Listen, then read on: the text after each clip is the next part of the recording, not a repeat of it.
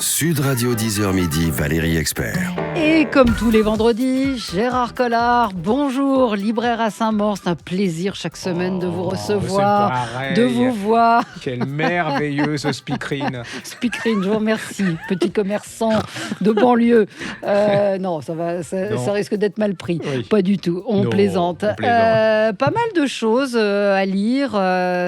Marcia Davenport, je voulais qu'on en reparle. Des frères Holt. Alors, c'est pas un livre récent, il est paru il y a très longtemps, mais je crois que c'est vrai que Gérard et moi, vous savez, on est fusionnels, on a les mêmes goûts. Et ça, c'est un livre dont on partage le goût et la passion. C'est un de nos livres préférés, on peut le dire. Ah oui, puis je ne comprends pas que ce livre soit pas... Nous, on le vend, moi je le vends depuis 30 ans, pour ainsi dire, et les retours des clients, c'est absolument fabuleux.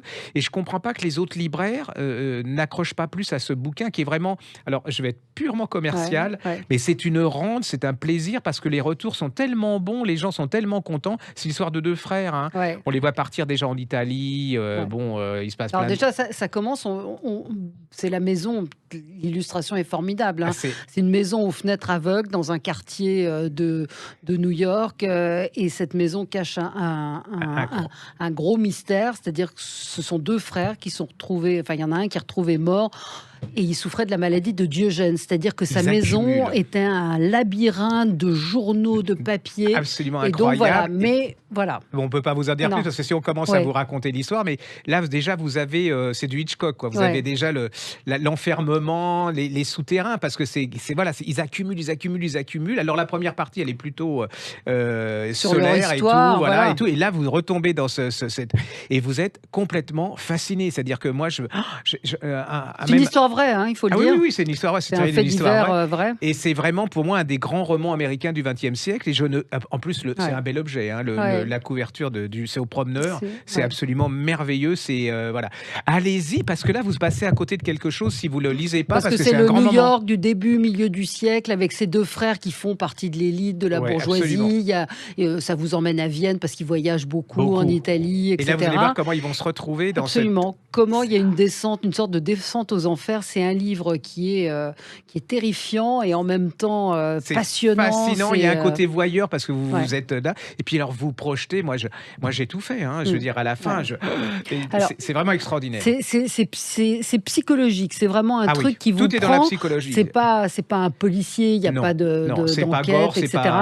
Mais c'est formidable. Limite du soutenable. Et c'est un livre qui n'a pas vieilli, qui est toujours. Donc ça s'appelle Les Frères Holt, Holt. L'auteur s'appelle Marcia Davenport et c'est aux éditions Le Promeneur. Oui, Le Promeneur. Voilà. J'ai découvert. Philippe Besson, il n'a pas besoin de nous pour se vendre. Mais là, j'ai lu Le Dernier Enfant. Et je me suis fait avoir par Le Dernier Enfant. Ah bon? Ah ouais, je me suis fait avoir par... En fait, c'est le problème de ces femmes. Vous savez, c'est ces mères. Alors, c'est vous, quoi. Je veux dire, non, mais c'est vrai, c'est vous.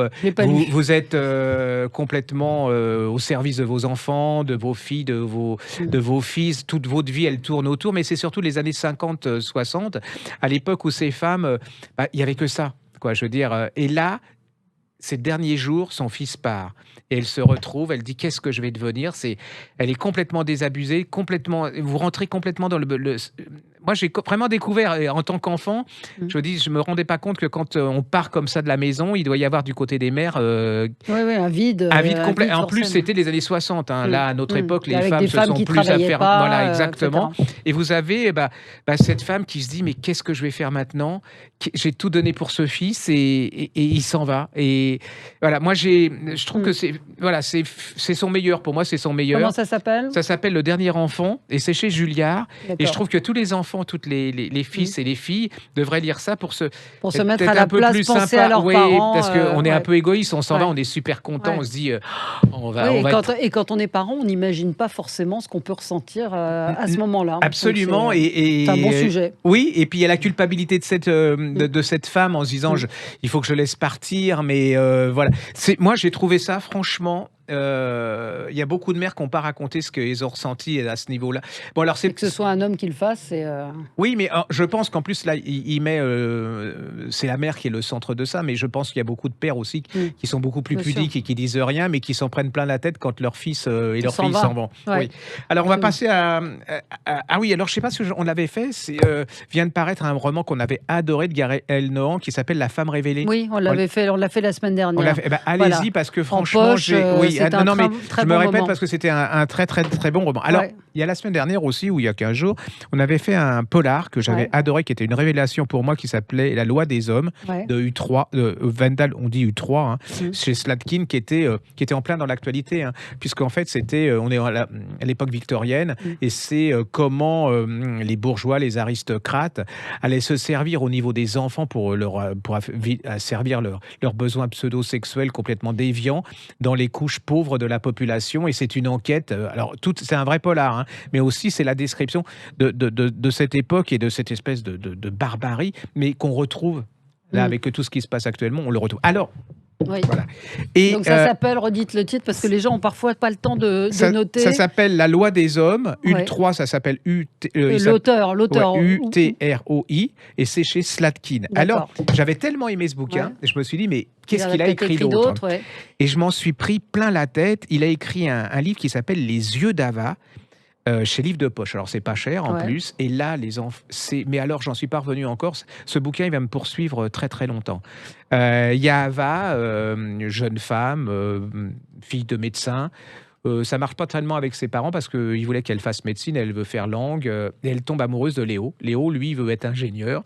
Les deux parents, que ça soit du côté du type... ou de la mère ou du ça père. Ça marche pas. Ils n'ont pas envie de... Voilà. Ils tombent follement amoureux. Ils vont se marier envers et contre tous.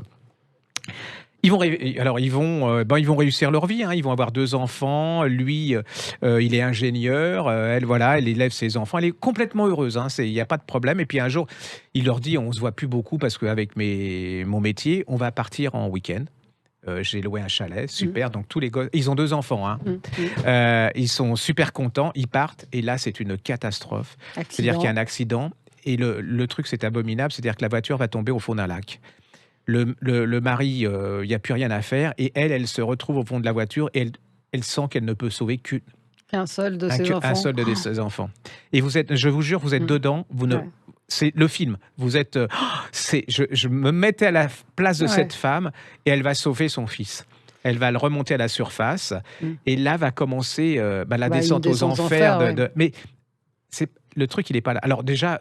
Tout le long du roman, vous ne le lâchez pas. C'est-à-dire, vous voulez savoir ce qui va se passer. Alors, il y a le père de cette femme qui est absolument abominable au début, et puis vous allez vous rendre compte que, en fait, ce type, il est beaucoup plus généreux qu'on le pense. Il y a plein de personnages comme ça. Et en fait, ce qui est quand même extraordinaire de ce truc, vous dites, j'ai pas envie de lire ça en ce moment, donc vous lâchez pas. Déjà, c'est le type, il est extraordinaire, mais ça va vous donner envie de vivre. C'est-à-dire que ce type vous explique à travers les aventures de cette femme qu'il faut en profiter vraiment chaque instant, chaque minute, et que tout peut basculer. C'est-à-dire que c'est vraiment... Et franchement, c'est un des romans les plus fascinants que j'ai vus depuis très très longtemps. Vous ressortez pas là-dedans du tout abasourdi, chaos et tout. Au contraire, c'est et vous êtes vraiment... Là, depuis, je me suis dit, vous savez, je me plains de temps en temps et tout. Et je me dis, profite de la vie parce que ce que tu as là, on ne sait pas ce que ça peut devenir demain. Allez-y, c'est pas cher, prenant, c'est du feu. C'est du feu. Donc ça s'appelle Les yeux d'Ava, D'_AVA comme le prénom. C'est en livre de poche et l'auteur s'appelle Wendell U3 UTROI. Je voulais vous parler d'un témoignage très fort et très très pudique de Gilles Paris. Vous savez, il avait écrit l'autobiographie d'une courgette, La lumière est à moi. Il est à la fois attaché de presse dans le domaine de l'édition et son livre s'appelle Certains cœurs lâchent pour 3 fois rien. Et moi, je l'ai commencé. Et j'ai été emportée par son style, par son écriture, dans lequel il raconte sa dépression. C'est terrible. Ses dépressions. C'est un livre à la fois terrible, mais en même temps assez lumineux parce que il s'en sort. Alors, il a eu une vie jalonnée de dépression. Une dépression ne ressemble pas à une autre. Il est effectivement intelligent. Il a, comme on lui dit et comme on dit souvent aux gens, vous savez, quand ils sont... vous avez tout pour être heureux, qu'est-ce qui vous arrive ? Finalement, c'est cette espèce de mystère autour de la dépression. Pourquoi on s'en sort, pourquoi on s'en sort pas.